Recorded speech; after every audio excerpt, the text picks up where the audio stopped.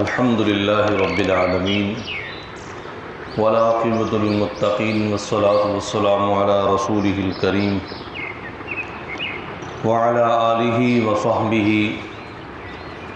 واتباعہ ومن اتبعہم اجمعین اما بعد اعوذ باللہ من الشیطان الرجیم بسم اللہ الرحمن الرحیم وَيَوْمَ يَحْشُرُهُمْ وَمَا يَعْبُدُونَ مِن دُونِ اللَّهِ فَيَقُولُ أَأَنْتُمْ أَضْلَلْتُمْ عِبَادِي هَؤُلَاءِ أَمْ هُمْ ضَلُّوا السَّبِيلَ قَالُوا سُبْحَانَكَ مَا كَانَ يَنبَغِي لَنَا أَن نَّتَّخِذَ مِن دُونِكَ مِنْ أَوْلِيَاءَ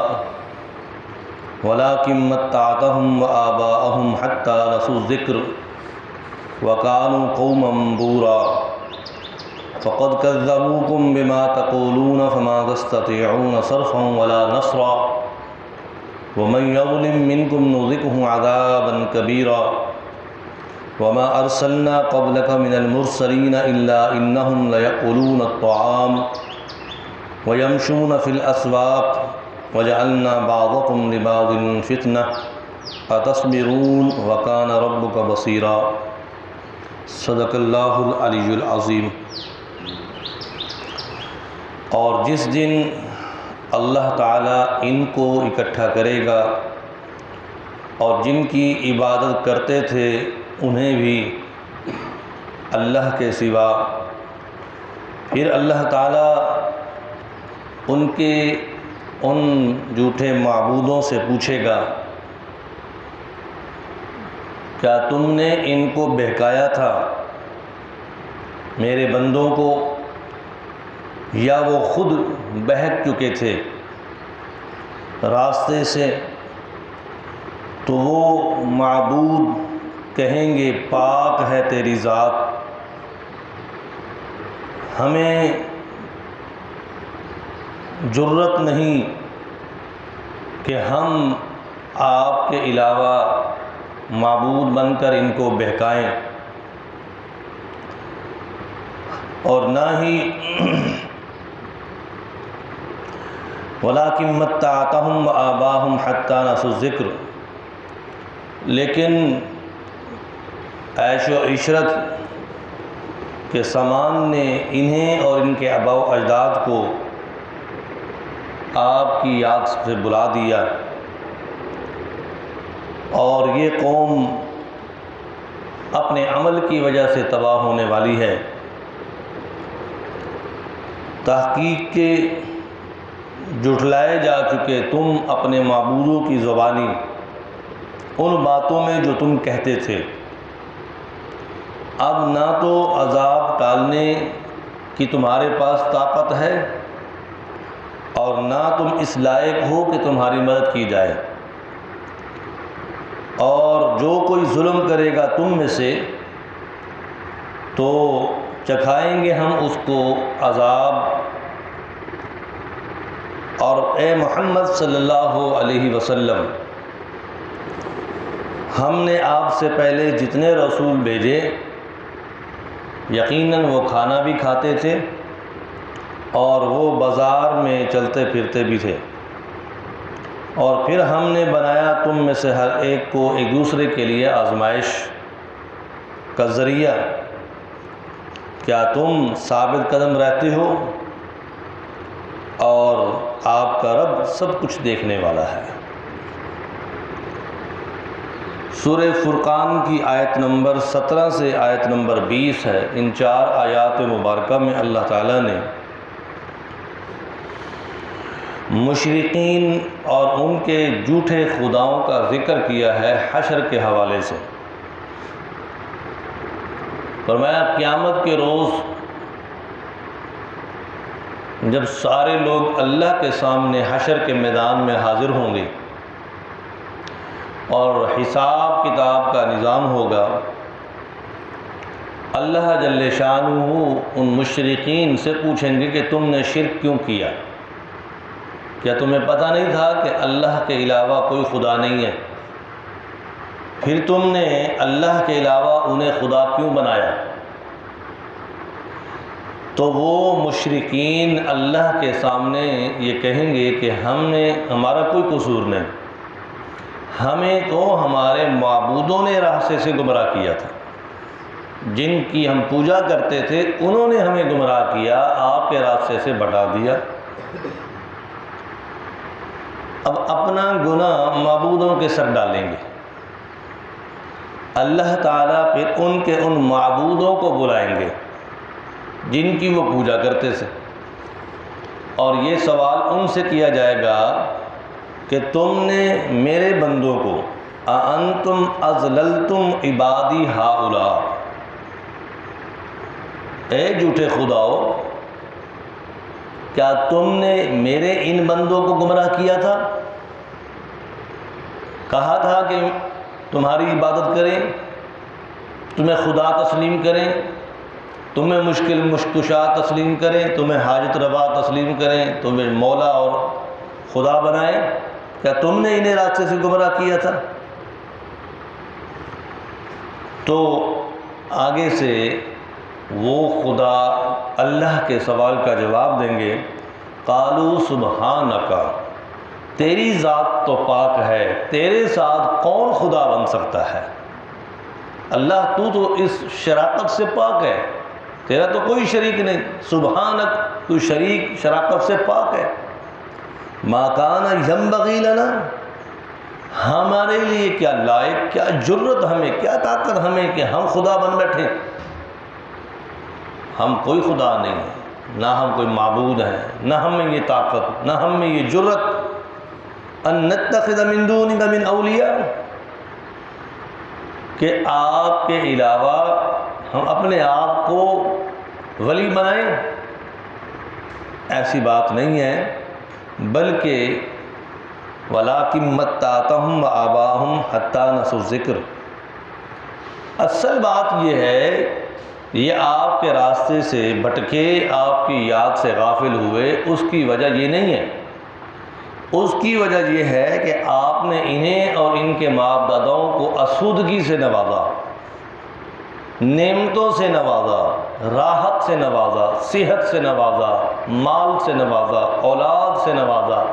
جب ان کو عیش و عشرت کا ساز و سامان مل گیا، عیش و عشرت کی زندگی ٹھاٹ باٹ کی مل گئی، تو یہ اس مال کی محبت میں ایسا گرویدہ ہو گئے کہ اس نے اندھا کر دیا، اور یہ پھر آپ کی یاد سے غافل ہو گئے، اور ایسے غافل ہوئے کہ انہوں نے خدا بھی جھوٹے بنا لیے۔ وَقَانُوا قَوْمًا بُورًا، تو پھر جواب آئے گا، یہ قوم تو اپنی تباہی کرنے والی ہے، اپنی تباہی کے اعمال خود کیے اور الزام ان خداؤں پر ٹھہرا دیا۔ اور بعض مفسرین نے لکھا ہے کہ جس طرح عیسائی حضرت عیسیٰ علیہ السلام کو خدا کا بیٹا مانتے ہیں، اور یہودی حضرت عزیر علیہ السلام کو خدا کا بیٹا مانتے ہیں، اور مشرکین مکہ نے حضرت ملائکہ، سید الملائکہ جبریل علیہ السلام، میکائیل علیہ السلام، اسرافیل علیہ السلام، عزرائیل علیہ السلام کو خدا کی بیٹیاں بنایا، یہ اللہ کی بیٹیاں ہیں۔ تو فرمایا قیامت کے دن اللہ تعالیٰ اہل کتاب نصارہ کو بلائیں گے، اور اہل کتاب تورات یہود کو بلائیں گے، اور مشرکین کو بلا کر یہی سوال کریں گے کہ تم نے میرے علاوہ دوسروں کو خدا کیسے بنا لیا، اللہ کا بیٹا کیسے بنا لیا؟ تو پھر اللہ تعالیٰ عیسیٰ علیہ السلام کو، عزیر علیہ السلام کو اور فرشتوں کو سامنے کھڑا کر کے یہ پوچھیں گے،